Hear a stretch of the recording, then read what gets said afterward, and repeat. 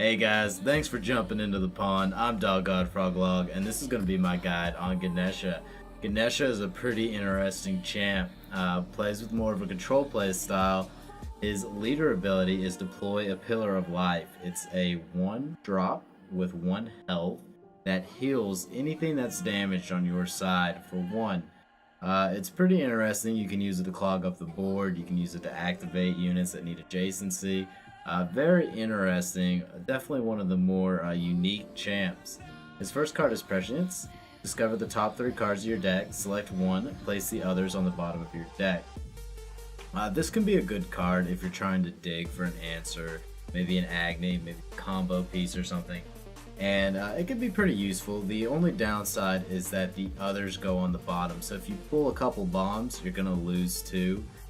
But you get to keep 1. So it's not too bad. Pretty fairly priced. Pretty easy. Shard of Boomy. Deal damage to an enemy unit equal to the number of structures you control. You're going to run into this one a lot. You're going to be running it yourself a lot. It turns your pillars into a bit of power. It only costs 1 mana because most of the cost is in setting up those structures. You can't play like 4 structures in a turn. Definitely not at the beginning. So setting up a good shard takes a minute, but when you have those pillars out, it's really effective. You want to be careful. You want to make sure that you use it early enough that they don't like zablank all your pillars or something. Tribute of Stone. Give a friendly unit Protect 1, reincarnate, now gives Protect 2. You don't see this one that often because Protect 1 isn't that powerful. The Protect 2 is alright, but it's not that big a threat, especially when you can just heal most of the damage that your units would take. At best, it prevents a lethal trade, and then you can heal with your pillars, so you don't run it too often. You see it a lot more in Arena than you do in Rank. Void Zone is his next card. Target the enemy summoning stone until the start of your next turn. Silence all enemy units who end their turn adjacent to it.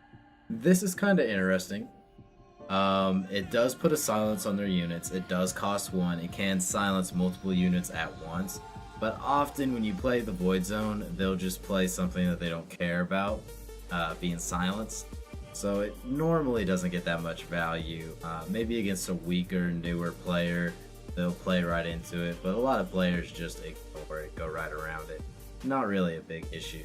Pact of Artha. Now, Pact of Artha is a really fun card, and it's good in a lot of spots. Change ownership of 2 units with the same mana cost. So you could play a Pillar of Banishment, Pillar of Exile, for example, and banish one of their units. Then play the Pact of Artha and swap it with another one of their units, and now they can't kill the pillar. The only thing to watch out for is that they have to have the same mana cost. So if they're able to play around your mana cost a bit, kill your units that match up with theirs, they can kind of prevent it. But it's a good card. It gets some good trades, makes some really interesting spots. The next card is Pillar of Earth. Warcry. Deal 1 damage to an enemy unit and root them. All enemies have their movements reduced by 1. Pillar of Earth is not a bad card at all. It deals a little bit of damage, it gives you a root to stall something, and it reduces their movement, which is very interesting and very good in matchups like, say you're playing Odin, he wants to constantly come up to your tower and just swing at it, just keep hitting that summoning stone. Pillar of Earth makes it very awkward because now it takes 2 turns for everything to come across the board. So you end up getting a lot of value against Odin with Pillar of Earth. Whereas against someone like Bologna, it doesn't perform that well. The next one's Pillar of Exile, and this is a staple in Ganesha. Banish a unit until this pillar is removed from play. Can be deployed anywhere. So it doesn't clog up your spaces around your tower. And the banish is really good. If they can't answer it, that unit's just out of play. The one thing to be careful with Pillar of Exile is that when they free the unit, it's not going to have summoning signals. So if they can kill that pillar, you have to be careful because that unit's going to come right out ready for revenge. So watch out for that, but definitely run the pillar. Pillar of Parity you don't run into quite as much. It's a 2-drop with 2 hit points. All enemy units have 1 less attack. It's good in a couple spots like against Odin, a little bit better in Arena. But only has 2 hit points, and it's not that tough. It's a little bit easy to take out. If you're in a crunch for value, Normally you don't run the Pillar of Parity, because you can just run Pillar of Exile and completely remove a unit, and normally get more value from that. Next up is Rama, and you're going to want to be using Rama. Your opponent cannot use their leader ability. That's big. It's the only card that stops people from using their leader ability, and it's really good. The only downside to Rama is that he has 1 hit point, so he's easy to remove. Comboing him with a Pillar of Fortitude is normally a pretty good play to make sure that he sticks to the board a little bit longer. Against someone like Bellona or Nuwa, it's really big because Nuwa loses all of her spells, Bellona loses her positioning, and she really relies on that. It's pretty much good against everybody, and you're going to be want to be running him in the 2-drop spot. Next up is Bakasura. Reincarnate. Attacks now ignore immunities and protect. It normally doesn't get that much value. Not a lot of protect that scares you. A couple immunities, but that's only really Chao Feng, maybe Bacchus. So there's like 2 cards that Bakasura can kill, and that's only after he reincarnates. The big value in Bakasura is that he's a 3/3 that reincarnates, so he goes right back to your hand. That's what reincarnate does. And it's not bad. It's not bad. Definitely put him in your 3 spot, but don't expect him to fire off. Don't expect him to be really crazy. Dispatch. Return a unit to its owner's hand. Reincarnate cost 4. So this is just a better recall. It's going to bounce a unit, you're going to get it back, and then you can bounce another unit. It's 7 mana to do it all in 1 turn, so normally you do it over 2 turns. It can act as a pseudo silence. It can remove something so that your other units can get in there, make a trade, get some value. It's definitely not a bad card, and you're going to see it pretty often. Next up is Echo Blast. Echo Blast is pretty interesting, pretty fun. Also has the Reincarnate tag, which is really big with Ganesha. Just constantly replaying the same cards hurts a lot. It deals 3 damage for 3, and it deals an extra damage on the Reincarnate. So 3 for 3, that's exactly where you want to be. It's a better Magma Blast, easily. And that extra 1 damage, it's not much, but it's nice to have. It only costs 3 on the Reincarnate, and there's a couple times where you can't quite swing through, so that 1 extra damage comes in and seals the deal. I like it. A lot of other people do too. You're going to see it fairly often, arena or ranked. Next up is Equalize, and Equalize is fun. It's an interesting draw mechanic. You draw a card from your deck and from your opponent's deck. And what's cool about that is it gets you to your bombs a little bit faster, but it also might get one of their bombs. It thins their deck, takes them a little bit closer to fatigue damage, and Ganesha really does well. When you completely deck out and you're both taking fatigue damage, those pillars let Ganesh take a lot of fatigue damage, a lot more than they will. So Equalize is pretty good, has its moments, and if you get lucky, can end the game. Not by itself, but with what you draw. Next up is Flourish. Give a unit +1/+1. Reincarnate now gives +2/+2. So spending 3 mana for +1/+1 isn't too great, but the +2/+2 in the Reincarnate is pretty good. It does let you trick them into like misjudging a trade, misjudging a setup, but just giving a unit that little extra oomph. You don't see it too much, but it's not too bad. Next up is Moksha. Silence a friendly with Reincarnate and then deal 5 damage to an enemy unit. Moksha's a pretty decent card. It's 5 damage for 3. The only downside is you have to have a Reincarnate on the board, and a lot of the stuff that you reincarnate, you're gonna want to play it instead of silencing your own units. So it's a good burn spell, but it's kind of awkward to hit yourself with the silence. If you hit Bakasura with it, or maybe Kumbhakarna, those are probably your best Moksha targets. Next up is Pillar of Austerity. The next card your opponent attempts to play is countered, and this unit is killed. Can be deployed anywhere. The can be deployed anywhere helps. It doesn't clog up the spots around your summoning stone. And you don't get too much value out of it if you play it early. You have to be careful because let's say they're going second and they haven't used their mana potion yet, and you play Pillar of Austerity, they can pop that pillar for 0. So you really want to wait with this until they're low on cards. They have to play a big bomb.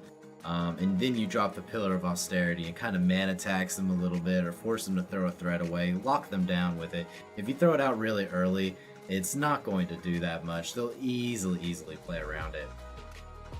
Next up is Pillar of Creation, and you're going to run into this one a lot. It generates a lot of value, especially if it can stick out for a while. Whenever a friendly structure enters the battlefield, spawn a 2/1 avatar in an adjacent tile. Make sure that those adjacent tiles aren't blocked, because if they are, it won't spawn the avatar. But this makes your leader ability spawn a 2/1 every single turn. It's good. It stacks with Pillar of Fortitude, Pillar of Patience, Pillar of Austerity. Everything starts making a 2/1, and there's a lot of times where those 2/1s can win a game. Next up is Pillar of Fortitude, and this is really good in combination with the Pillar of Creation that we were just talking about. Pillar of Fortitude, all friendlies you spawn or deploy gain +0/+2. It does not stack. So it's really good because like Rama's a 2/1, now he's a 2/3. Your pillars are 0/1s, now they're 0/3s. It makes everything harder to kill, and the way the cards are priced, they're all pretty even. When you get out a Pillar of Fortitude, it makes the trades very much in your favor because all of your units are effectively 1 to 2 mana cost higher. So Pillar of Fortitude's really good, and you're not going to run into a Ganesha that doesn't play this. Everyone plays it. It's very valuable, very easy to activate, and very hard to play against. Next up is Pillar of Retribution. The next spell your opponent plays is copy and add it to your hand, and this pillar is destroyed. Can't be deployed anywhere. This is another one of his pillars where you need to watch out for the mana potion, because they can just give you a mana potion, and that's not going to feel really good. You've already spent 3 mana for this, so why do you just want to get 1 mana? So be careful about how you play it. It's not a bad card, but it's not that good. A lot of times you play it and they'll just, stop playing spells, use war cries or something instead. It's a little bit tricky to get value out of it, but when you do, it's kind of nice. Very rarely will you get an annihilation or something from them. They'll probably just try to go to Fates before they try to give you a big spell. Soulbind. Now Soulbind is a lot of fun. Select 2 units that cost 4 or less. When one dies, the other dies. This is a good card. It loses some value in the later game, but early on, just being able to eliminate another unit by trading one of yours out or targeting 2 of their units with it and then killing one to pop the other. Either way you want to activate it, it's just really good. It's a really fairly priced kill spell. It's very easy to activate it. Like, let's say they're playing Puck. They make a zombie on your side of the board. They play a Stone Guardian in the back. You soulbind the zombie to the Guardian, kill the zombie, dead. Easy. Effective, really clean, really good card. Vamana. Reincarnate gains +1/+1 and attacks now hit all adjacent enemies. As the 3/3, he's not too special, but the Reincarnate isn't too bad. A 4/4 for 3. And the adjacent enemies swing, that's pretty good. It's a little bit tricky to get across the board with them at times because you're playing Ganesh, but if you can start connecting with units, you get a lot of value with Vamana. He's a better Bull Demon King, basically. The trick is just getting that value out of them in time, because normally when you reincarnate them, they're going to have 5 drops, 6 drops out. So he loses a little bit of his oomph by then, but he's still really good in your 3 spot. Next up is Agni, and if you're not running Agni, you're playing Ganesha wrong. Agni is nuts. Deal 1 damage to enemy units, reincarnate, cost 6, and your Warcry now still deals 2 damage. So that's 3 damage from playing Agni twice to the board. Kills pillars, kills zombies, kills kitties. I mean, this thing kills just about everything. He's a 2/4 archer, so he gets a little bit of that range power on him. He's a good card. You're going to be running him often, and there's just a lot of value in this package. Aspect of Life. Discover a 0-cost 1/1 clone of a random unit in your hand. Now, Aspect of Life is really good. Let's say that they play something big and early. Maybe they evolve into a Fury. You can't really answer that yet, but you can Aspect of Life like a Kali. Boom, take it out. Let's say they have a bunch of 1/1s. You don't have any way to like kill the board quite yet. Let's call them 2/2s, 3/3s. You don't have any way to really kill the board. you're playing a little bit passive. You Aspect of Life and Agni, and then the next turn you play another Agni. There's 2 to the board without you having to reincarnate, and it takes everything out. A lot of good plays that you can make with this. You can copy pillars to like go double pillar creation. There's just so many ways to use Aspect of Life. You're gonna want to run it. It's a really good card. Just make sure that you're not cloning vanilla units with it. If you're just making a 1/1 for 4 mana, you're doing something wrong. Get that value, get in there and make them go, why, Ganesha? That's what Aspect of Life is. Kumbhakarna, Guard, has 0 movement. Reincarnate gains +6/+0 and 3 movement. The best thing about Kumbhakarna is probably using him with this card that we talked about earlier, which is Act of Artha. Change the ownership of 2 units with the same mana cost. Giving them a Kumbhakarna isn't that good. It's stuck on your side of the board. They're not getting guard. That's one of the best plays for it. You can also hit it with the Moksha to deal 5 damage. But when he first comes out, he's not scary. And if you're against Bologna, he's just a really dead card. She'll pull him out of the way, and he can't do anything to get back because he has 0 movement. So she can just ignore him all game. So be very careful when you're up against the Bologna. Against Odin or something, they'll have to at least kill it if they don't silence it. And he gets some value there, but he's one of Ganesha's weaker cards. Pillar of Patience. Enemy cards cost 1 more at the start of your turn. Draw a card. This is a good card. This is just a good card.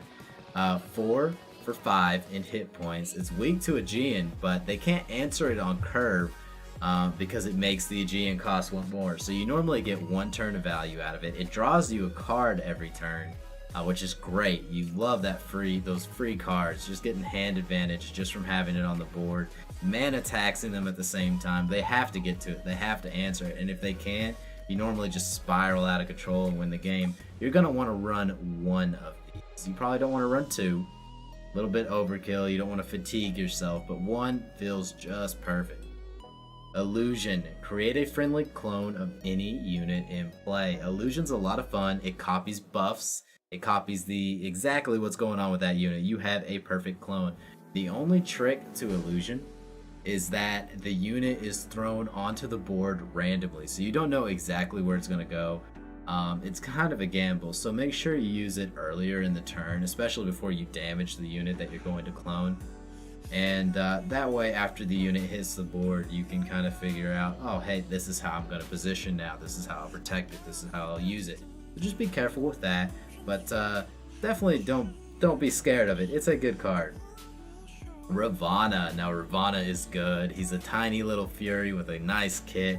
Immune to return damage, protect 1, reincarnate gains immune to enemy spells. So he doesn't get a buff from his reincarnate, like not a physical buff, but he does get immune to enemy spells, so they have to really deal with them after he comes back. He's immune to return damage, so he can take out a lot of units that are pretty troublesome easily. And the protect 1 just helps him trade with some 4/4s like let's just say they just played a Uguay. He hasn't got to his turn. He hasn't hit 5/5 yet. Ravana can get in there and kill it and still keep 1 hit point. So, a little bit tricky to deal with. Lots of easy ways to get value out of this guy. Really good card. Next up is Call of Avatar. Copy every friendly god in play and spawn an avatar adjacent to him. These avatars have charge and they die at the end of the turn. Call of the Avatar is pretty interesting. You're not triggering war cries or anything, but you can use it, can make a couple extra gods. If you have a Ravana, maybe a reincarnated Vamana, Call of the Avatar will be really good in those situations. It's a little bit tricky to get value out of it, and it's pretty high costed, so you want to be careful. We don't see too many people running it yet, but it has been bugged in the previous patch. The avatars responding without charge, so now that it's fixed, we might see it played a little bit more. But there are really good choices otherwise, so don't be too worried about this one. And finally, we have Kali. And Kali, Warcry, kill a unit with 5 or more health, reincarnate +3/+3. She does it. She does it. She comes out, she answers the threat, she sticks to the board, they kill it, and you got another kill spell in your hand. It's one of Ganesha's best kill spells, especially because it's a unit. Kali's a lot of fun. You just have to watch out for the silence, or she's only going to get one kill off, but even then, you're not too sad about it. She answers something big, she sticks to the board a little bit, she hurts. You definitely want to be crafting your Kali. You definitely want to be using her arena or ranked. Thanks for watching this guide, guys. Make sure to tune in every single day on Twitch TV/DogGodFroglog for more gameplay and guides.